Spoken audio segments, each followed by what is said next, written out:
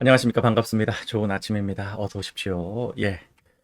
어제 이제 헬로윈 참사 1년이 된 날이죠. 어제 하루 어떻게 잘 보내셨는지 모르겠습니다. 어제도 시끌시끌했습니다. 예, 시끌시끌한데 뭔가 뭐 발전적으로 시끌시끌하면 오케이. 그런데 굉장히 퇴행적인 그런 소음이 있었습니다. 웰니스 위즈님, 어려운 상황이지만, but, 권유 TV랑 함께하면, I'm 신뢰해요. 예, I'm 감사해요. 예, 감사합니다. 요즘 뭐 아주 유행이네요. 예. 진짜 전청조, 예, 대단한 일 했습니다. 예. 자, 첫 번째 뉴스는 오랜만에 해외 뉴스로 한번 시작해 보겠습니다. 예, 이스라엘 최후 통첩. 아주 매우 긴급하게 최후 통첩하고 있다고 합니다.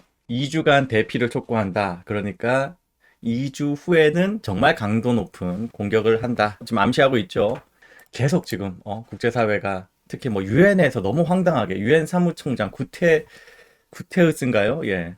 그 포르투갈 출신 유엔 사무총장이 너무 이상한 궤변을 펴가지고 마치 무슨 뭐 끊임없이 거의 한 세기 가까이 반세기 이상 이스라엘이 팔레스타인을 일부러 괴롭히고 있다 뭐 이런 식의 취지로 유엔 사무총장이 이야기해버리니까 너무 황당하더라고요. 이래서 사실 그 좌익들의 진지전을 주의해야 됩니다. 그러니까 구테우스가 대놓고 정치적으로 좌익이면 유엔 사무총장이 됐겠습니까? 그런데 아주 나이브하게 PC주의랑 같이 묻어가지고 이스라엘에 대해서 그렇게 반대 목소리 내는 게 마치 이제 지식인의 책무인 것처럼 착각하게 만드는 그런 세계관이 있죠. 거기에 우리가 속아서는 안 된다 생각을 합니다.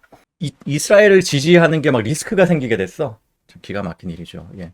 가자에 2주간 이제 대피를 하고 난 다음에는 아마 굉장히 본격적으로 들어갈 것 같은데 사실 이미 지금 지상전 시작했죠. 지상전 시작했고 가자 지구 전역을 다 지금 공격하기보다는 가자 시티로 시작을 해가지고 내려가고 있죠. 예.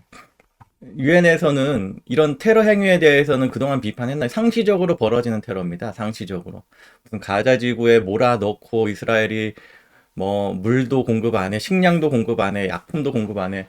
아니, 이번에 봤습니다. 식량도 공급 안 되도록 그 어떤 통행을 끄는 거 이번에 봤습니다. 가자 지구에 있는 장벽을 막아서. 그 얘기는 평상시에는 그런 거 막지 않는다는 얘기예요. 왜 막았냐? 민간을 향해서 수천 명의 피해자를 양산한 그런 공격을 먼저 했기 때문이죠. 예?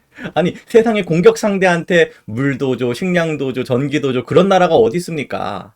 참 이스라엘의 전투가 쉽지 않은 게 가장 이제 우방인 미국이 가장 큰 든든한 뒷배죠. 바이든도 뭐 이스라엘의 가장 든든한 뒷배지만 또 난이도를 높이기도 합니다. 민간인 보호해가며 싸워야 된다. 어떻게 보면 굉장히 상식적인 일인데 가자 지구의 특수성을 생각하면 아주 어려운 난이도가 높은 그런 태스크죠. 그러니까 민간인을 대놓고 하마스는 방패로 삼잖아요. 민간인, 심지어 어린이들, 유아까지, 자기네들 유아까지도 자기네들 그 기지와 가까운 곳에 섞여 있잖아요. 그러니까 가자 지구에 무슨 뭐 하마스의 군사 기지, 별도의 건물이 막 이제 뭐 간판 달고 있거나 이런 게 전혀 아닙니다. 이스라엘이 이번에 이제 서지컬 스트라이크로 딱딱 포격해가지고 무너뜨렸던 건물들도 군사 기지입니다라고 붙어 있거나 그러지 않아요. 다 민간인 지역에 같이 숨어 있고 섞여 있습니다. 위장해 있어요. 민간인 건물로 섞여 있어요. 그런 데를 평소에 이제 첩보로 계속 그 뭐 휴민트라든가 뭐 시긴트라든가 여러 가지 인적 물적 자원을 동원을 해가지고 모사드라든가 예 모사드라든가 IDF라든가 이렇게 이스라엘에서 미리 다 파악해 놓는 거죠. 아, 저 민간 건물은 저게 하마스의 누구누구가 지금 주둔하는 기지다. 뭐 이런 식으로.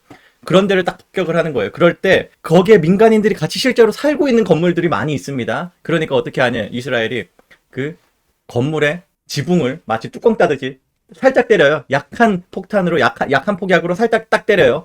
그러면 우리 지금 건물이 맞았구나라고 인지하게 되죠. 그럼 그때는 대피하죠. 민간인들이 대피하면 무너뜨린다는 겁니다. 물론 그럴 때 이스라엘 입장에서는 굉장히 이제 서운한 점이 군인들에 대해서는 처단을 해야 되는데 군인들도 대피할 시간을 주게 되는 것이죠. 일단 이스라엘의 궁극적인 목표는 최소한 이번 군사적 액션에서는 가자 지구에 대해서 전면적인 컨트롤.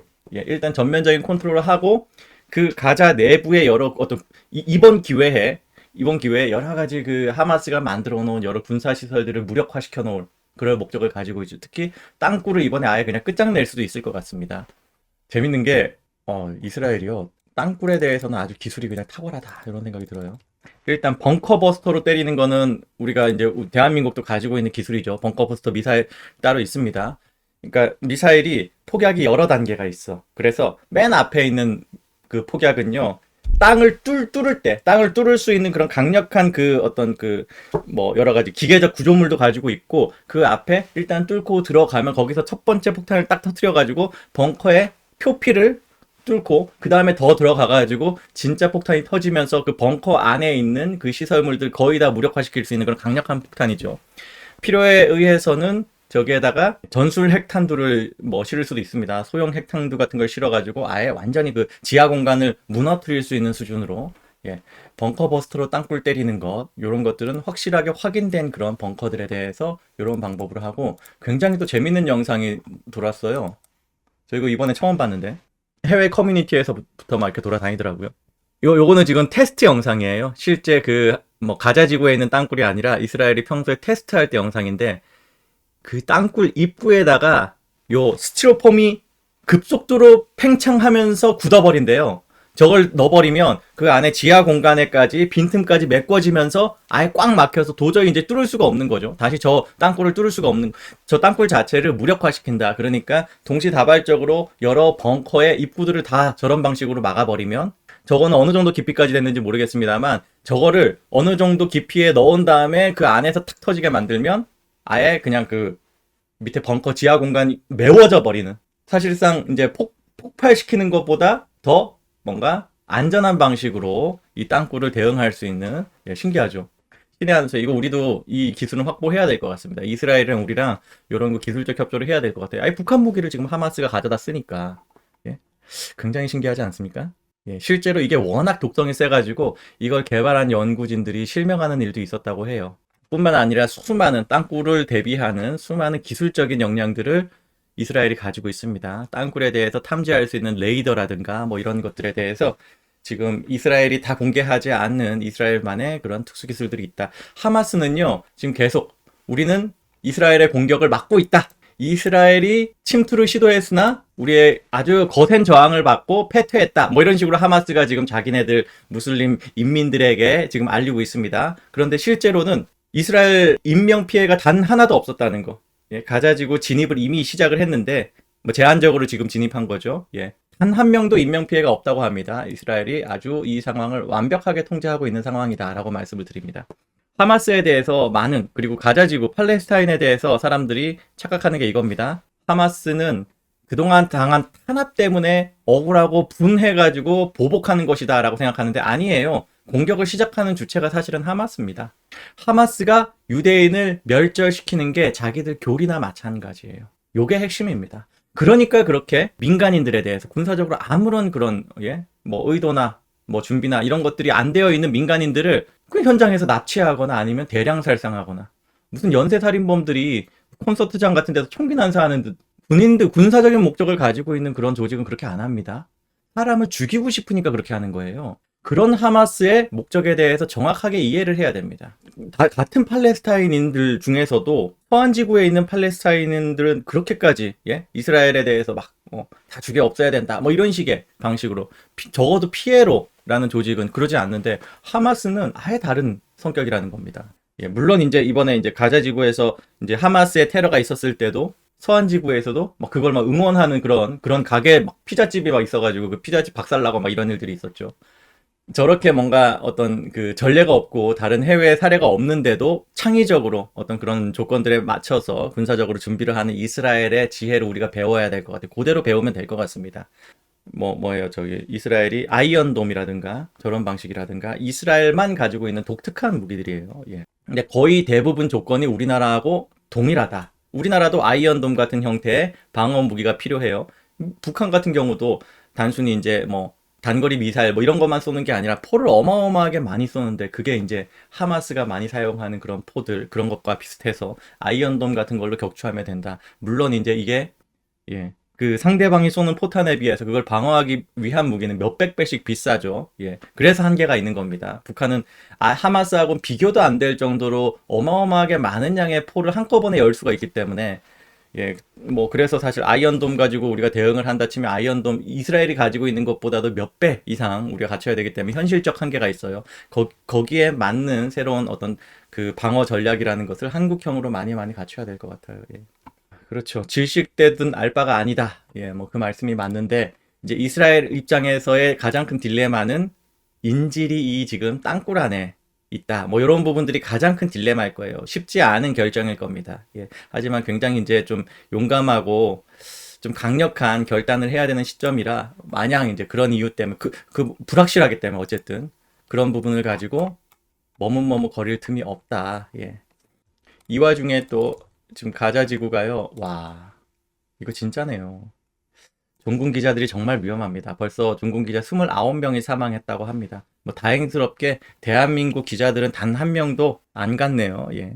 뭐 90년대에는 우리가 종군 기자를 많이 봤던 것 같은데, 그죠? 이진숙 기자 같은 분들 지금 이제 또 뭐 유튜브도 활동하시고 그러죠. 이진숙 기자, MBC의 이진숙 기자는 실제로 이제 뭐 이라크라든가 이런데 종군 기자로 가가지고 현지 취재를 하고 그랬었는데, 종군 기자라는 걸 한국에서는 못 본 지 꽤 된 것 같아요. 예, 왜냐?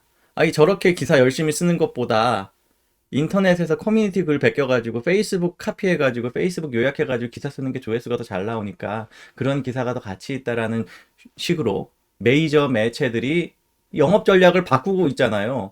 여기에 네이버가 크게 가세를 했죠. 네이버가 크게 기여를 했죠. 예. 네이버가 어떻게 보면 저널리즘을 망친 주범인 것 같습니다. 기사를 네이버로 많이 보다 보니까 기사의 가치나 이런 걸 다 떠나서, 예. 사람들이 구독료를 내고 신문을 많이 이제 보고 할 때는요, 그 매체가 그 구독료와 광고수 이걸 기반으로 해서, 아, 이런 충성심을 더 계속 유지하려면, 이런 소비자의 충성도를 유지하려면 양질의 기사를 써야 된다. 양질의 기사는 현장에 있다. 전쟁에 대한 보도를 한다면 현장으로 기자를 보내자. 이런 식의 사고방식이 가능했잖아요. 과거 같으면. 그런데 지금 네이버로 아주 그냥 돈 한 푼 안 들이고 쓰는 그런 기사들, 예? 기사 쓰는데 돈을 투자를 할 이유가 없는 거야. 물론 이제 가자 지구에 가 있는 종군 기자들 중에 상당수는 하마스에 유리한 기자를 쓰는 기자들이 꽤 있습니다. 예, 이걸 가지고 다 가치 있다 뭐 이렇게 이야기할 건 아니지만, 단 한 명 종군 기자가 없다라는 것은 놀라운 수준이다. 예. 제가 너무 황당했던 게, 이스라엘에서 벌어진 일을 뭐 현지 특파원입니다 하고 보도를 하는데, 뭐 터키에 주재하는 기자라든가 우크라이나 현장에 대해서 지금 현지 취재 기자입니다라고 하면서 나오는 기자가 파리 특파원이라든가, 아니, 그것도 파리 뭐 특파원이어도 우크라이나에 가서 취재할 수 있잖아요. 물론 우크라이나 안 가. 파리에서 유럽 종군 기자들이 취재한 뭐 보도들을 취합해가지고 그런 걸 리포팅하는 그런 수준으로 뭐 하는 건지 모르겠어요. 우리나라 기자들 좀 이상해요. 예. 언론이 많이 타락하고 왜곡되어 있다 생각이 많이 드는 시점입니다. 우리가 뭐 우리나라 대한민국 기자가 인명에 피해를 입길 바래서 하는 말이 전혀 아니라는 거 여러분 아시죠? 이 와중에 미국에선 결국 이런 뉴스를 봅니다. 미국 플로리다에서 헬로윈 축제를 하다가 패싸움이 벌어지고, 패싸움 하다가 총이 나오고 총격이 벌어지고 2명이 사망하는 일. 황당하네요. 예. 부상자가 16명이나 발생을 했고, 사망자가 14살짜리 소년, 22살짜리 남성, 요렇게 사망했다고 합니다. 참. 14살짜리가 지금 이 헬로윈 파티가 벌어지는 클럽에서 벌어진 패싸움, 그걸로 사망하다니 기가 막힙니다. 예, 이런 일들이에요. 이게 지금 진짜 헬로윈은 정말 도대체 뭘 위한 그런 축제인가? 무엇을 뭔가 축하하는 축제인가? 이제 그런 생각이 들죠. 사실 그렇습니다. 대한민국에서 작년 그 사고 이후에 완전히 바뀌었죠. 유치원 3대 행사 중에 하나가 헬로윈이래요. 영어 유치원뿐만입니까? 대부분 유치원에서 헬로윈 행사를 했었죠. 작년에 이 강씨 분장을 하고 애를 유치원에 보내. 무슨 생각으로 애를 키우는지 모르겠습니다. 강씨가 뭔지 아나? 시체요, 시체. 동양식 좀비지, 정확히. 크리스마스, 헬로윈, 아마 이제 나머지 하나는 3대 행사면 이제 어린이날일 겁니다. 어린이날, 헬로윈, 크리스마스. 그 정도로 헬로윈을 높이 쳐줬었네요. 이게 사실은 헬로윈이라는 행사는 다른 나라에서 그렇게 많이 챙기는 그런 축제가 아니죠. 축제도 아니고 명절도 아니고 뭐라 그래야 돼요, 헬로윈은. 근데 우리가 이제 미드 이런 거 보면서, 예, 트릭 오 트릿 막 이런 거 아이들이 막 이렇게 하는 거, 그런 거 그 정도 보고 따라하면 모르겠는데, 성인들이 막 아주 문란하게 그 파티를 즐기는 게 마치 헬로윈에서 당연한 일인 것처럼 막 그렇게 하다가 참사까지 벌어진 그런 상황이죠. 그게 좀 어이가 없습니다. 대한민국에서 이런 일들을 왜 겪고 있는지, 그죠? 아이가 뭐가 잘못입니까? 부모가 문제지. 유치원이 뭐가 잘못입니까? 부모가 문제지. 수요가 있으니까 공급이 있는 거라고 생각이 듭니다. 그런데 작년에 그 일을 겪고 나니까 없어지고 나니까 이제 오히려 다른 할로윈을 반대했던 그런 부모들도 아, 차라리 잘 됐다. 애들이 막 얼굴 시체 분장하고 해골 분장하고 그렇게 하는 게 좋습니까? 아니, 저도 유학했는데 헬로윈은 모르겠어요. 뭐 아예 그냥 제가 다니는 유펜에서는 뭐 아예 헬로윈에 대해서 없는 듯이는 아니었는데 그렇게 뻑적지근하게 안 했습니다. 가령 이제 수업 다 마치고 저녁에 스튜디오에서 설계를 할 때 그냥 적당히 이제 얼굴에 색칠 조금 하고 뭐 하거나, 그것도 몇몇, 소수의 몇몇. 일반인이 군인 코스프레 하면 벌금이라고. 예. 일반인이 이번에는 경찰 코스프레 하면은 저거였으면 처벌받았어요. 예. 벌금 10만 원보다 더 나왔을 것 같아요, 과태료. 뭐 경찰로 분장을 하거나 혹은 뭐 가짜 총이라든가 가짜 칼이라든가 이런 걸 가지고 다니면 처벌받았습니다. 예. 뭔가 좀 이제 좀 경각심을 가지고 정상적으로 돌아가는 것 같아요. 한번 보세요. 이태원은 지금 이렇게 됐습니다. 어제 이태원 분위기. 금요일에도 사실 그랬습니다. 금요일 이제 헬로윈 축제하는 날이잖아요. 금요일 밤에도, 금요일 토요일 밤에도 작년보다는 훨씬 더 한산했죠. 아예 이제 행사를 안 한 건 아니지만 또 어제 같은 경우는 아예 썰렁했어요. 예. 음악 소리 사라지고 정막만이 가득하더라. 추모 발길만 있고, 예, 노는 분위기는 잘 형성이 안 되더라. 일요일에는 그랬다는 겁니다. 자, 이거 보세요. 결국 그 해밀턴 호텔 앞에서 이런 집회를 하고 있는데 그 집회 노동당 깃발이 나부끼고, 예전 통진당 색깔, 그 특정 극좌 정당의 색깔을 이용을 해가지고 이런 피켓을 만들어 피켓팅을 하고, 그 정당의 색깔을 지금 이 종교인들도 같이 입고 있어요. 그리고 유족들이 저 색깔을 입었더라고요. 보라색을. 여기에는 수많은 그런 우리가 자주 봤던 장만 서면은 빠지지 않고 다니는 그런 장돌뱅이처럼, 각설이처럼, 품바처럼 꼭 그 저기에 주도하거나 끼어드는 그런 정치 세력들이 있다는 게 우리가 분노해야 될 만한 일이죠. 윤석열 대통령은요, 어제 추모해야 되는 날에 대해서 경건하게 추모했습니다. 마치 뭐 헬로윈 참사에 대해서 모르쇠 한다 뭐 이런 식으로 프레임질을 했지만 그렇지 않고 윤석열 대통령다운 그런 차분한 추모를 했습니다. 그리고 거기에 대해서 가장 슬픈 날이라고, 어떤 본인의 어떤 슬픔에 대해서도 여과 없이 국민들에게 드러내면서 추도사를 했습니다.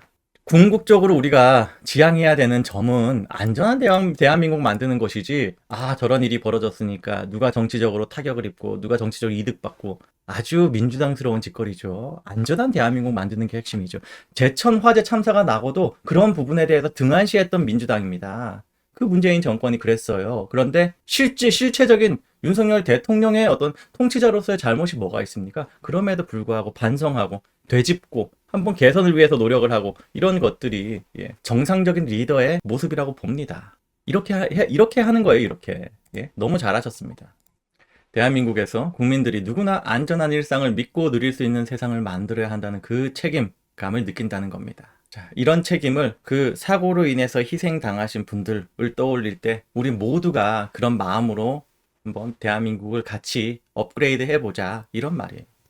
아주 이걸 정치적으로 이용하기 위해서 윤석열 와라, 윤석열 와라, 여기도 안 오냐, 뭐 이런 식으로 했던 이재명, 고맙다 미안하다 잊지 않겠다. 똑같네요. 미안하다 고맙다 순서만 바꿨네. 이게 좌익 DNA인가 봅니다. 사고만 나면, 희생만 보이면 거기에 대해서 어떤 참담함을 느끼기보다는 그 희생자 입장에서 이런 사건들이 어떤 식으로 회자되길 바랄지 뭐 이런 거에 대한 공감 없이 고맙다가 튀어나오는 게 말이 되냐고요. 고맙다가 왜 고맙겠습니까?